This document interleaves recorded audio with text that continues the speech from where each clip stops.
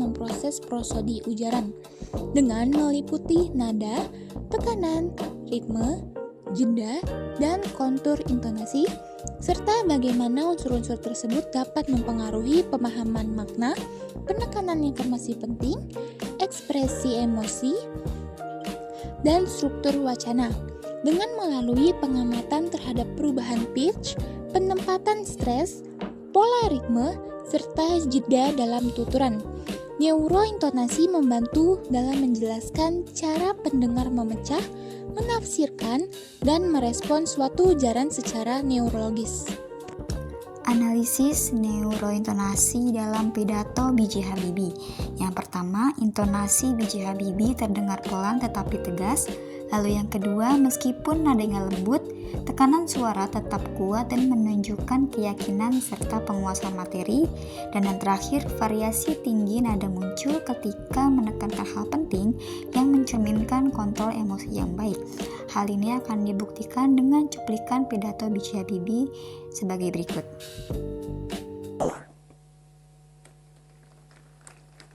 Itu kenyataan. Itu bukan fantasi, kenyataan. Dan pesawat terbang rekayasa kita sendiri, N250, sudah terbang di udara. Saya perlihatkan di Le Bourget. Saya perkenalkan N2100. Bukan itu saja. Suatu perusahaan yang membuat pesawat terbang, kalau dia miliki pesawat terbang pribadi, normal. Ngapain perusahaan pesawat terbang memiliki juga lapangan terbang? Karena produknya itu harus dites kan? Nah, daripada saya macet di jalan, naik kereta api, pergi ke lapangan terbang, baru cek, saya punya pesawat terbang sendiri, punya perusahaan, tapi dibagi-bagi anggota direksi ke. Selanjutnya, pengertian dan analisis neurolinguistik gestur. Neurolinguistik gestur mengacu pada bagaimana pembicara menggunakan gerakan tubuh seperti tangan, mimik wajah, atau gerakan kepala untuk mendukung atau memperjelas pesan yang disampaikan. Gestur ini tidak hanya berfungsi untuk menambah ekspresi visual, tetapi juga memainkan peran penting dalam proses kognitif dan komunikasi. Selanjutnya, analisis neurolinguistik gestur pada pidato B.J. Habibie. Yang pertama, menggunakan tangan saat menjelaskan untuk menegaskan poin penting. Dan apa dia mau dengan saya? Itu bulan Desember deh, sedang mempersiapkan laporan tahunan untuk Departemen Pertahanan, untuk semua. Saya tanda tangani, saya harus pelajari. Kalau ada yang salah, saya harus beresin. Terus akhirnya.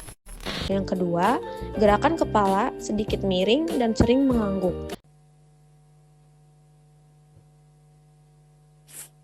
Habibie dan Ainun. Saya kenal Ibu Ainun, saya usia 13 tahun.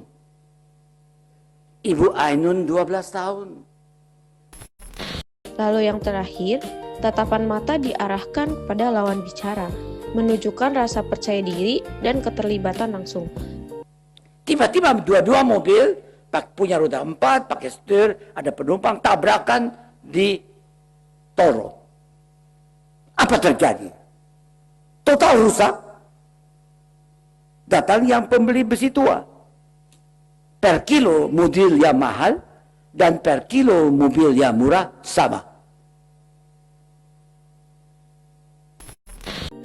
Berikutnya ada lokalisasi. Lokalisasi atau pengulangan adalah proses pengulangan unit bahasa sebagian atau seluruhnya untuk membentuk kata baru atau memodifikasi makna, seperti perubahan identitas atau aspek gramatikal.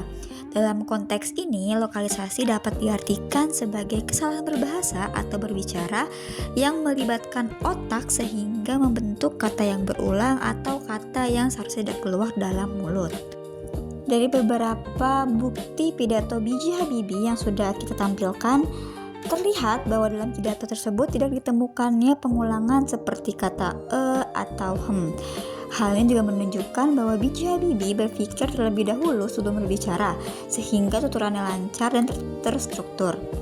Lalu kalimat yang disampaikan juga runtut dan jelas, sehingga para pendengar mengerti dan tahu bahwa itu adalah pidato tanpa pengisi jeda. Yang ketiga yaitu lateralisasi. Lateralisasi adalah pembagian fungsi bahasa dalam otak, terutama dominasi otak kiri dalam mengatur kemampuan berbicara, memilih kata, dan perpindahan antar bahasa.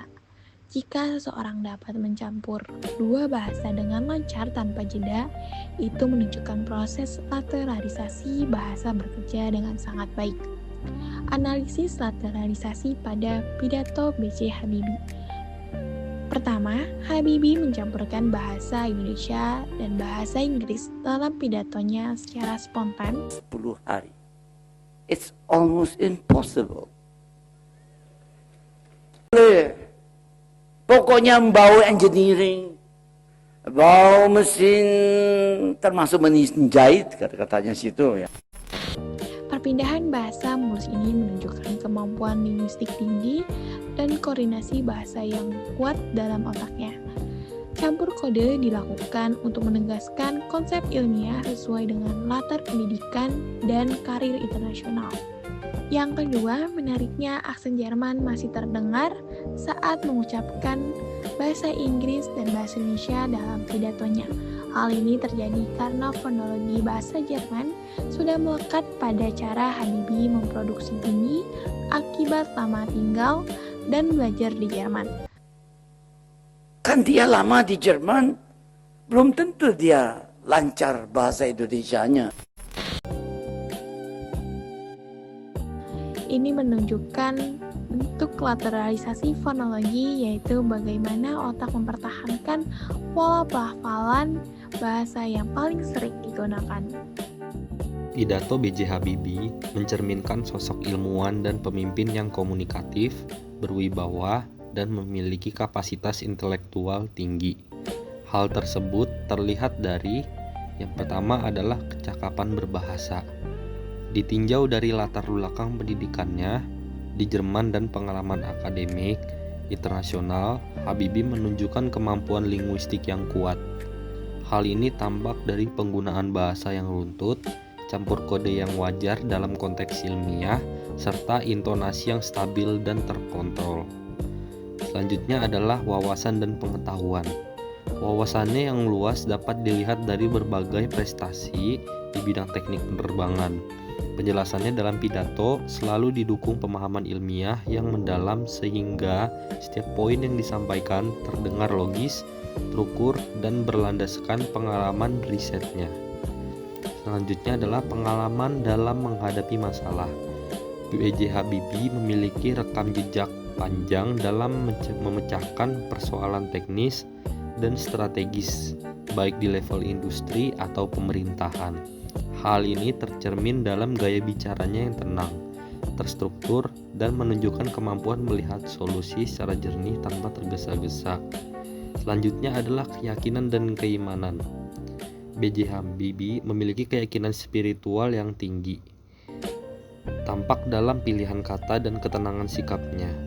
Keimanan tersebut menjadi dasar moral dan etis yang semakin memperkuat otoritasnya ketika berbicara di depan publik.